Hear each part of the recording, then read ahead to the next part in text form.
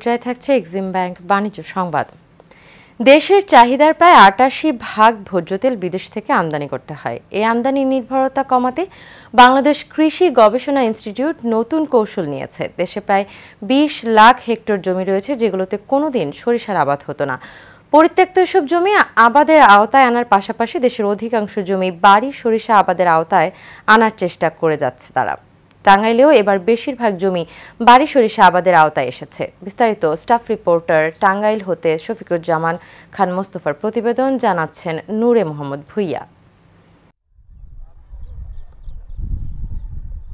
তেল জাতীয় নানা ফসলের আবাদ হলেও দেশে ভোজ্য তেলের আমদানি কমছে না।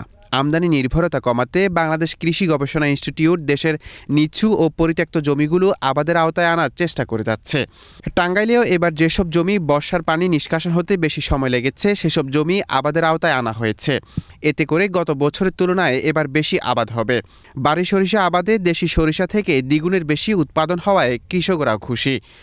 এই বীজটা আমরা বপন করার কারণে গত বছর থেকে এই বছর 2 বছর যাবত আমরা এগুলা চাষাবাদ করতেছি।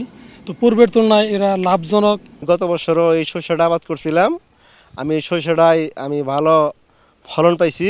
আমি সেদিনও ভাঙ্গাইছি 10 কেজিতে 4 লিটার 250 গ্রাম তেল পড়ছে।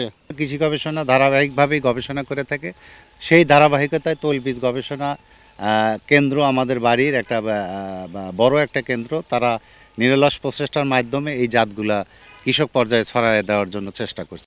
স্থানীয় পর্যায়ে সরিষা আবাদ জনপ্রিয় করে তুলতে নানা উদ্যোগ নিয়েছে বাংলাদেশ কৃষি গবেষণা ইনস্টিটিউটের সরজমিনে গবেষণা বিভাগ। আমনের ক্ষেত্রে আমরা শর্ট ডিউরেশন যাত্রা দিলে সহজেই আমরা সরিষার চাষটা করতে পারবো।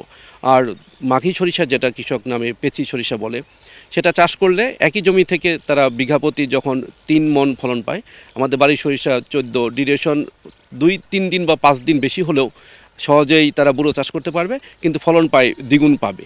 বাংলাদেশ কৃষি গবেষণা ইনস্টিটিউট বলছে প্রতি বছর দেশে প্রায় 25,000 কোটি টাকা ব্যয় হয় ভোজ্য তেলের আমদানি করতে। অনাবাদি জমিগুলো আবাদের আওতায় আনা গেলে 50% আমদানি নির্ভরতা কমে আসবে। এই প্রকল্পের মাধ্যমে আমরা আমাদের উচ্চ ফলনশীল যে জাত আছে, বাড়ি সরিষা 14, বাড়ি সরিষা 17, বাড়ি সরিষা 20, আমরা এই জাতগুলা কৃষকের ক্রপিং প্যাটার্নের, অর্থাৎ 2টা ধানের মাঝখানে তাদের যে 80 থেকে 85 দিন তারা ফ্রি পায়, এই জায়গাটা আমরা এই স্বল্পমেয়াদী জাতগুলো ঢোকানোর চেষ্টা করতেছি। সরিষা আবাদের এই প্রকল্পটি বাস্তবায়ন হলে দেশের অর্থনীতিতে বড় ভূমিকা রাখবে বলে মনে করছেন সংশ্লিষ্টরা। নূর মোহাম্মদ ভুঁইয়া, এশিয়ান টেলিভিশন।